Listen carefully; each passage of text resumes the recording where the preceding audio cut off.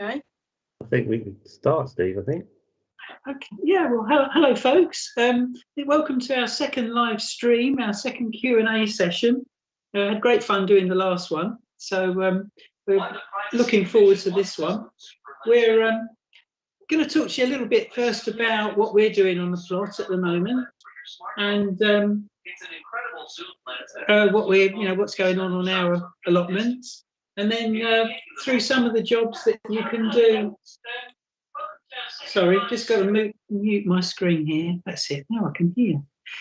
Chat you through what we're doing on our allotments, what jobs you might be, what jobs you can do on yours, and then answer any of your questions if you wanted to follow the link and post onto our live stream here. So hello, folks. I'm here with Tony and Emma. How are you doing? Yeah, good. And so what are you doing on your plots at the moment? I have to say, with all the rain and everything, I'm not doing an awful lot. I think I spent Saturday watching films rather than being out and about on the plot, if I'm honest. But Sunday, a lot better. Got out there and did a bit of tidying up. It seems to be raking leaves at the moment. It's my main job. Raking leaves and composting. But yeah, not much else going on at the moment. Got a few crops going on, but don't know if you've got anything growing at the moment. I've sown a few things in the greenhouse border. Salad leaves, spinach. What else have I done? Coriander. Just literally where I've taken the tomatoes out, I've just tidied it up, cleaned up the border, and just sown short rows. I just want some little leaves. I'm not waiting for them to get mature. I'm just going to harvest them when they're small leaves. Yeah, yeah. I sowed them last week and they're already through, so it's going quick. It's quite warm in the greenhouse when the sun gets on it. Yeah, it is, isn't it? Yeah, it's still really warm. Surprising. Just a little bit of sun and it really, really does heat up. I had to rush out and open the windows when I thought it wasn't going to. Yeah, I've got a few salad leaves growing. I got them outside, sowed about a month ago, or 3 weeks ago. So just outside the back door, I've got a little raised bed, and that's quite nice to be able to pop out and cut a few salads, isn't it? Just or pick a few leaves. Yeah. Yeah.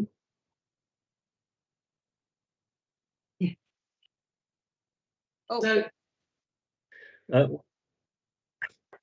just checking the questions. We're getting a few questions in. Okay. What have we got? Pop those in amongst our chat. We've got a question from Valerie. I think she's trying to grow some rosemary. She's taken some rosemary. Looks like she's taken some rosemary cuttings and got some roots. So that's good. Now you can take them in the autumn and just pop them in a glass of water. I think you'll get some roots growing. But what to do next? So I guess putting them into some potting compost and growing them on this time of year. Wouldn't plant them out straight away. No, get them in small pots, I think, in a greenhouse or cold frame, or if you've got a porch or something. I don't know whether, or if you've got a sheltered part of the garden, they might be all right, but they're quite young, aren't they? So if you had a sort of severe winter, very wet winter, and they're outside, they might struggle a bit. Yeah. Don't overwater them. Don't get them too soggy. No, that's right. I always put a little bit of extra grit in the compost for things, herbs like rosemary and lavender, that sort of thing. So it's nice and free draining. But yeah, I don't think they're too. I think, in fact, in the next issue, December issue, we've got a little bit on growing some herbs like that. A little bit of advice on that. So Valerie might want to look out for that. Our December issue. Have you ever grown any from seed? No. It's quite tricky. Herbs like thyme. I've managed it, but it's hard to get them going. I tried some oregano not so long ago, and they failed on me. But I have managed thyme in the past. But obviously, when you come to pricking out, it's really, really delicate job. Oh yeah. You know, it's better to take a cutting really, or get one from the garden centre that's small and you can pot on. But you can have a bit of fun sewing them, trying it out. Yeah, why not? Yeah. I think we've often given away time seeds with kitchen gardens. I have had a bash at them before. Things like sage, I normally try and take a few cuttings. You know, well, you could get away with doing it now, I guess. Probably I would have done it a little earlier, but I find plants like that, they need rejuvenating now and again, don't they? Sages. Yeah, it's like with time it gets woody in the end, doesn't it? You know, and you know, you just need to get some new stock in. Yeah, that's right. Yeah. I think Valerie's says she's going to have a go at growing some tomatoes soon as well. So next year she's going to sow some tomatoes. So that's good. We've got well, we always advice on tomatoes in page here, of course. So that'll be early next year. Look out for a feature on those, Valerie, as well. But a bit of a funny year for my tomatoes this year. Been a bit right. They caught up in the end. We've been making some tomato soup. I didn't think we were gonna get there. Very slow to ripen this year, I found. Yeah, I've still got some outside ripening, but they're coming on. And if it gets a little bit warmer this week, there might be a few more. Yeah, not quite yet then. That hasn't hit them. Yeah. Any favourite varieties? Well, I've been trying some. I did a lot of heirloom ones this year. And also beefsteaks. I've grown one Country Taste for the first time. That's not an heirloom, I don't think. That's a newer variety. But yeah, it was really nice. Really nice, decent sized tomatoes. Nice flavour. Made quite a bit of soup this year. So although they were slow to get going, we got there in the end. Just got to be patient sometimes, haven't you? Yeah. Got questions in now.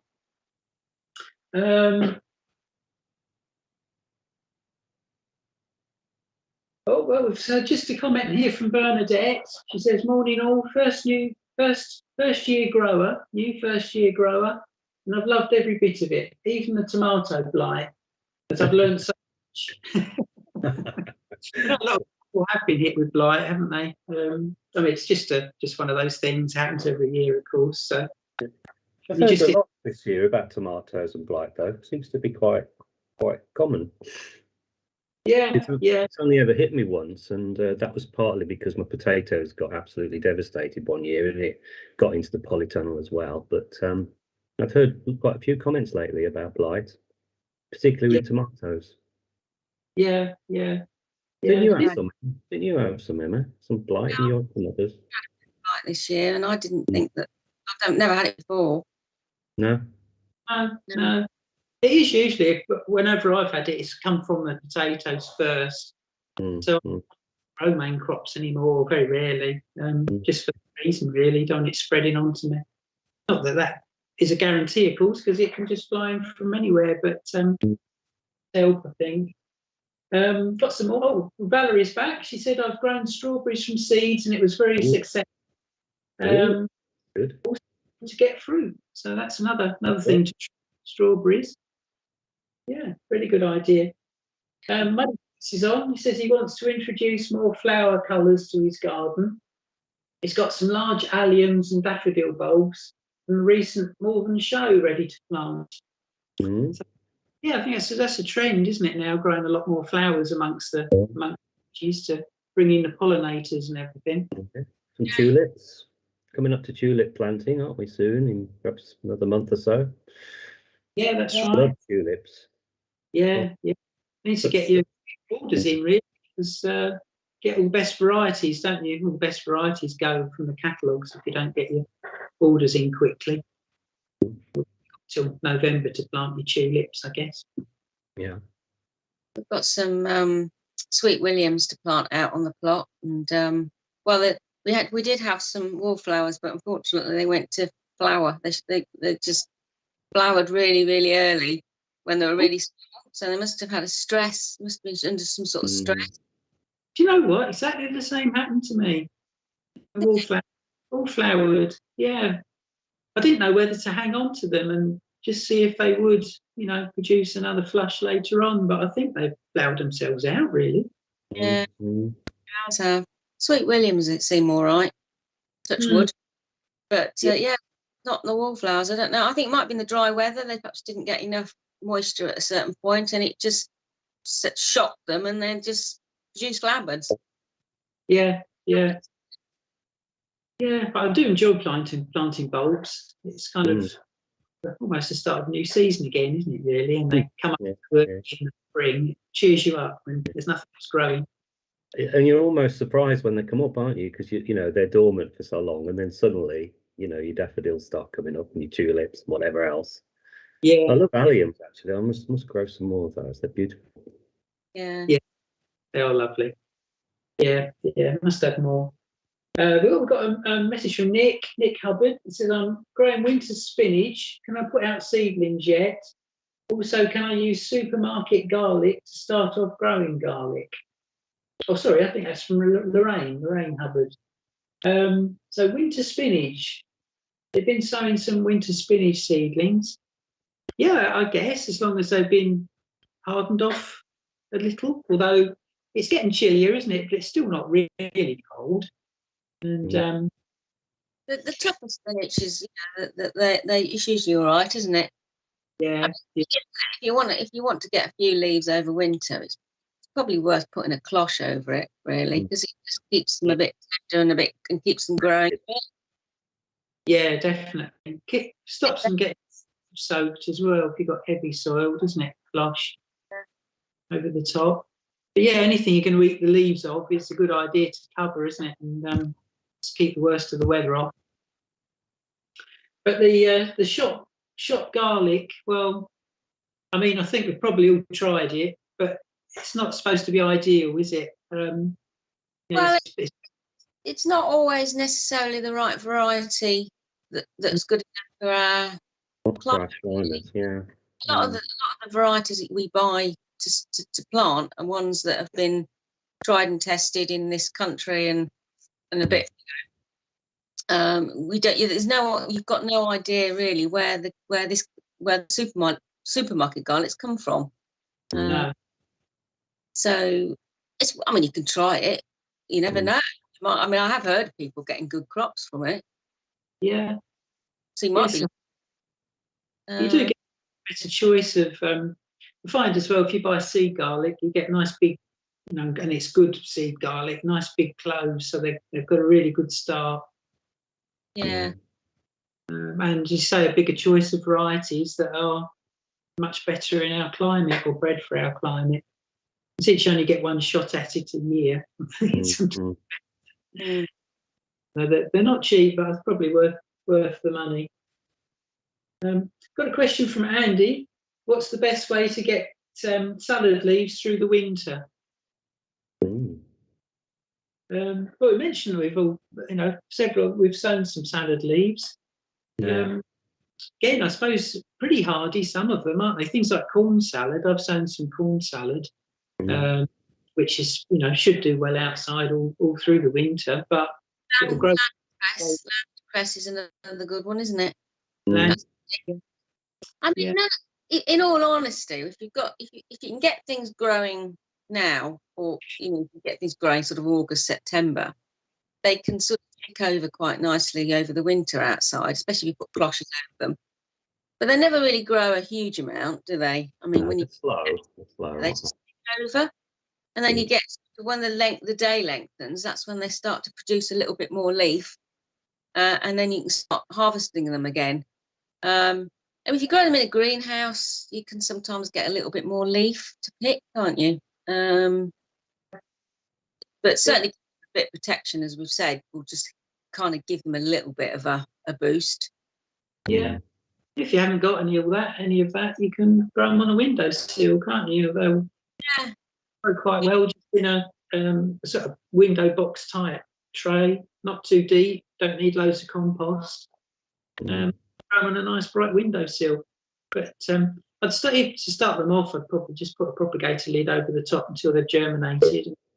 As long as it's to your sun, they'll probably grow really well. I mean, I've got quite a few outside at the moment. Just as you say, they're on a kind of in a trough with a propagator lid over it, and they're coming on fine. But obviously, once it gets colder, it's going to slow them down. But yeah, you should be able to get something over the winter, even if it's a little. Yeah, or as microgreens. Now we've got a feature, haven't we, on microgreens that you? Yeah, and I mean, you know, the thing is with microgreens is you're only growing them to very small. They're only small, so you literally kind of almost harvest them a bit like you do with cress. So you know, you don't need so much light, because that's one of the biggest problems. It's light, isn't it? Mm-hmm. Winter and day length. But you know, with microgreens, you can get away in warm windowsill. They'll shoot up, and then you can just harvest them, and they're just so packed full of nutrients actually compared to the larger sized versions of them.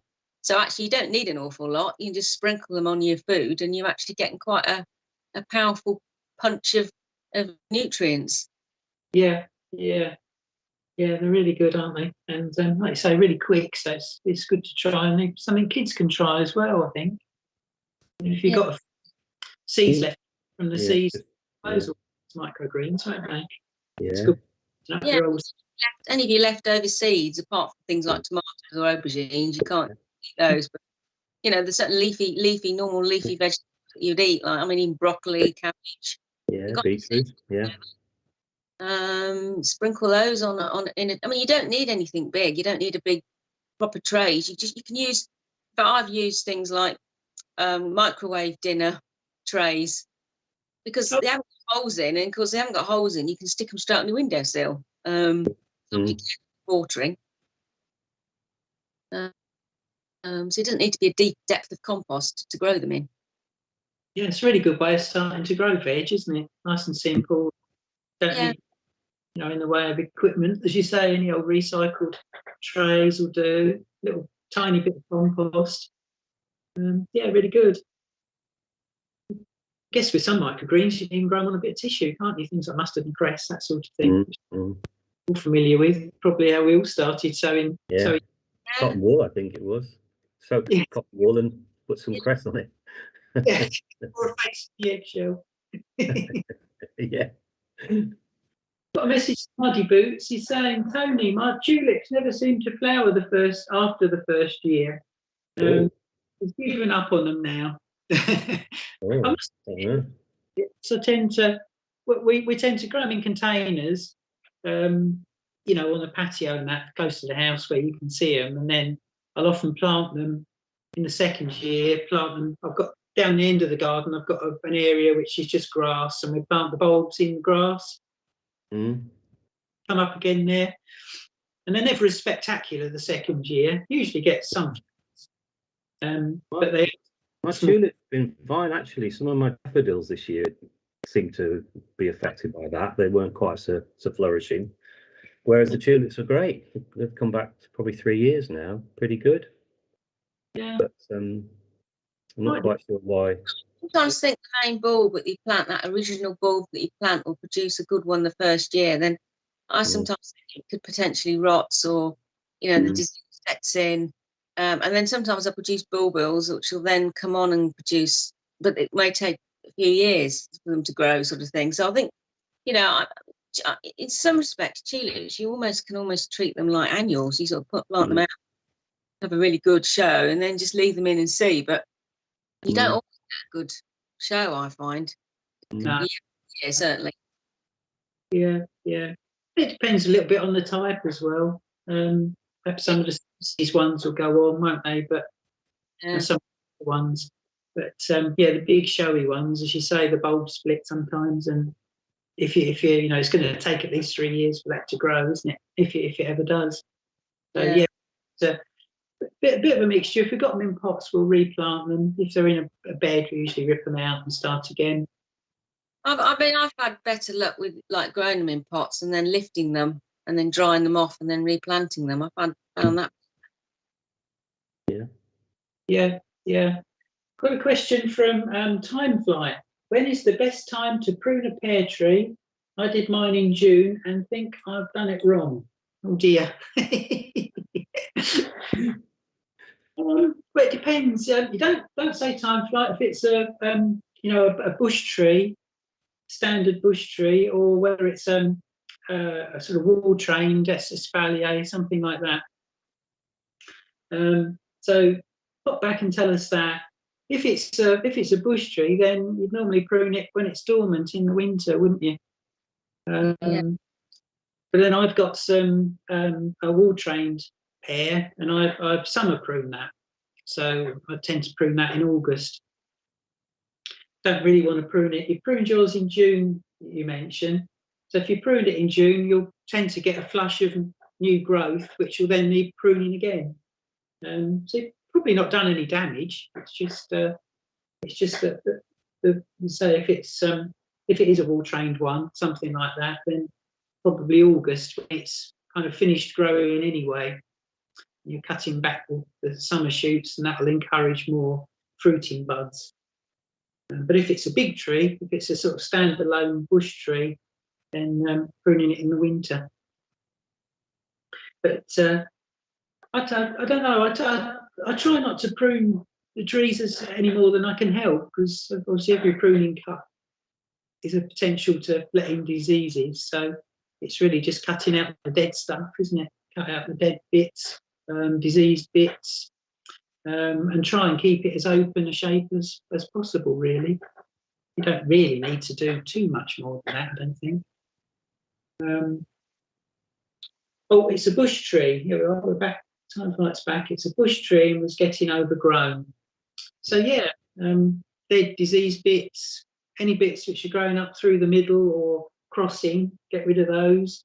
You can cut out sort of up to a third of the branches if it's really overgrown, but get it back into shape over 3 years. Don't just attack it and give it a big haircut, because all it will do is produce a load more shoots, which you'll have to do a lot of water shoots, which won't be productive. They'll just produce lots more growth and more leaves rather than fruit. So just a gradual process of cutting it back over 3 or even 4 years. It's a really big overgrown tree. Yeah, let us know how you get on with that, time flight. There are some good books. There's a good pruning book, RHS book of pruning, which takes you through the steps with some nice diagrams. They never match the tree that you've got, of course, but a good starting point. But yeah, don't need to, don't panic about it. If the tree will still fruit, I can tell you that, because my garden was part of an old orchard, and a lot of my neighbours have still got the odd old tree, apple and pear tree, which never get pruned. But it's been a great year for pears this year, and they've all got loads of fruit. And yet, I don't know how many years it is since they've ever been pruned, but they've still got more pears than they know what to do with. So don't worry too much. Yeah. So what else are we doing in the garden at the moment? I'm still raking leaves, clearing up. Haven't pulled my tomatoes up yet. You mentioned you've still got yours, Tony, outside. Yeah, the indoor ones in the polytunnel. I've lifted all those now. They were getting a little bit straggly, and so I've got all the tomatoes in from that. I've got some winter radishes in. They've come on quite quickly. Yeah. And some cabbage, some spring cabbage, winter jewel. I put some of those in. Sowed them about 6 weeks ago, I think. So they're ready for planting out. But I shall need, like we're saying about cloches, I'll cover them, protect them over the winter a little bit. Yeah. But love spring cabbage. Yeah. Oh, yeah. It's lovely, isn't it? It's my favourite as well. And they're not too big, are they, either? You don't get a great big ball-headed cabbage, and there's only 2 of you. It can take a week. Well, that's right. Yeah. And got some leeks. They're coming on nicely. So I've got bits of winter veg coming up. Oh, better than mine. I've got leek moth again. I covered them. Oh no. What else? And covered them with mesh, and that was from when I planted them out. And somehow they got under the mesh, and they just wrecked them all. So they all fell up last week. It gives me some more room for more onions and garlic, I suppose. So Yeah, I must get some garlic in. I haven't bought any yet, but I'll be ready for planting out soon. I like to go garlic each year. Oh yeah, it's nice. Isn't it? So I grew some in the polytunnel last year. Lucky to have a polytunnel, and that did really well. So I'm going to split in a few in the polytunnel, hopefully, and Yeah. a few outside. So it was cold enough in the polytunnel, you found? Yeah, it wasn't too. I mean, not last winter, not so much, but the winter before, the ground, even in the polytunnel, froze, which really surprised me. Yeah. Winter, it was nothing like that last year. Mm. It's still all right, because they say it needs a spell, don't they, to form the bulbs. So did you find one did better than the other, or the polytunnel versus outside? Yeah, polytunnel was a bit better actually. It's interesting, isn't it? Oh, there was a big difference, but yeah. Did you keep them well watered in the spring? Because that's always a crucial time, isn't it? Yeah, that's difficult. Yeah, that is the thing. It's good that in that it gives them a nice early start, and they're protected from the worst of the weather, or the birds pulling them up, all those things. You do have to keep watering, and during hot spells we were pouring the water on them, regularly. Yeah.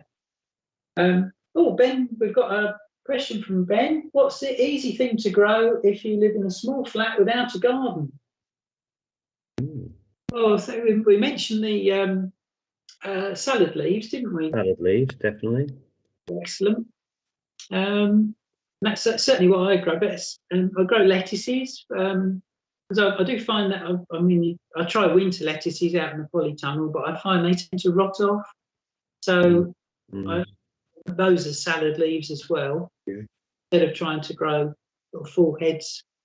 Herbs, of course, you can put up some herbs now if you've got any outside and bring them in, or if you haven't, buy some herb plants and keep those handy for your cooking. Radish, a few spring onions in a little pot. Yeah, in a pot. Yeah.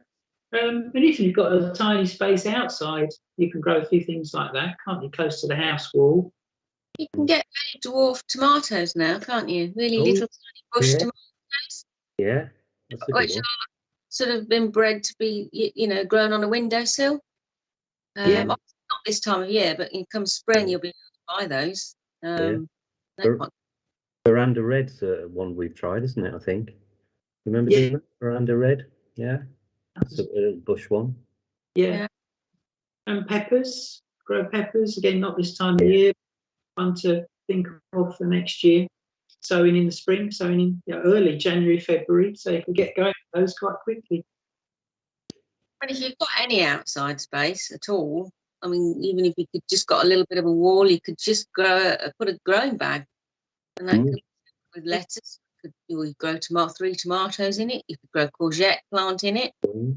Cucumber, if you've only got enough space just for one growing bag somewhere outside, flat, obviously, it's a balcony, it's a lot better. Well, we've got one final question from Muddy Boots before we have to sign off. It says, have you guys used peat-free compost yet? If so, what are your thoughts? What was that? Have you guys tried peat-free compost yet? Oh, peat-free. What are your thoughts about it? Yeah. I've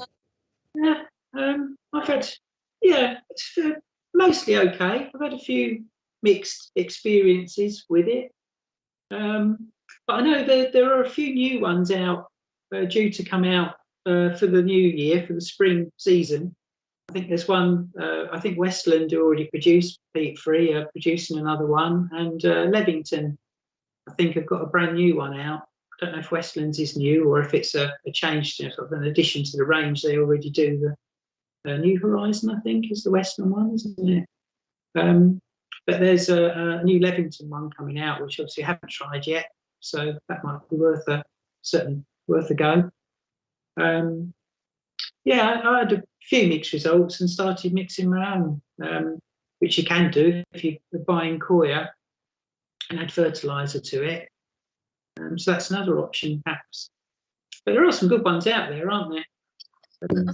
The thing with it is the seed sowing, I think, is the tricky thing, isn't it, in the peat free at the moment, or it had been.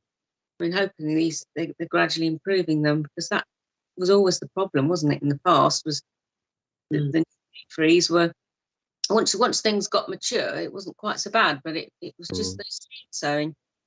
But there are alternatives, as I say, to that.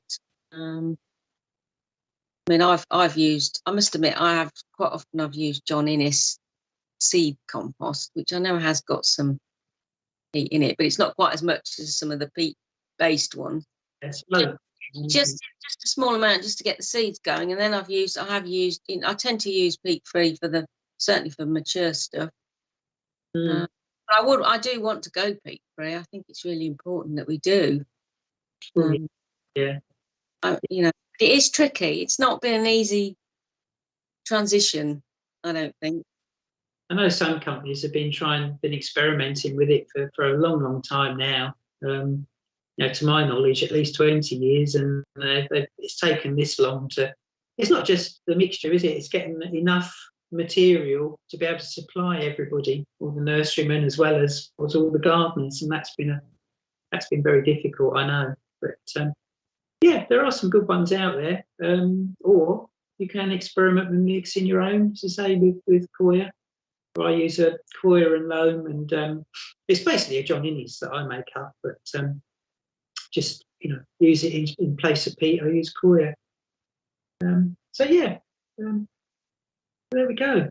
Plenty to try, and look out for some new composts as well. If you're not in a situation where you'd ever want to mix your own, there are some more new ones out there, and also some that you can get made order as well, order in bulk.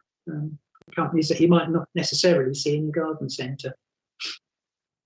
Right, folks. Well, we've answered all our questions, I think, this morning. I've really enjoyed that. That's good. It goes so quickly, doesn't it? Yeah. Good.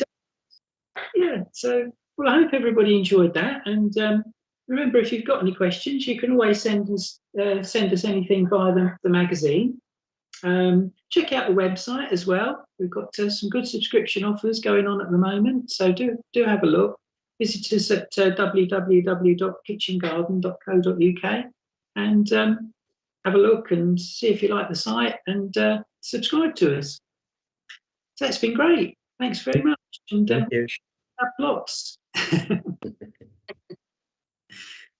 Take care. Bye. Bye. Bye.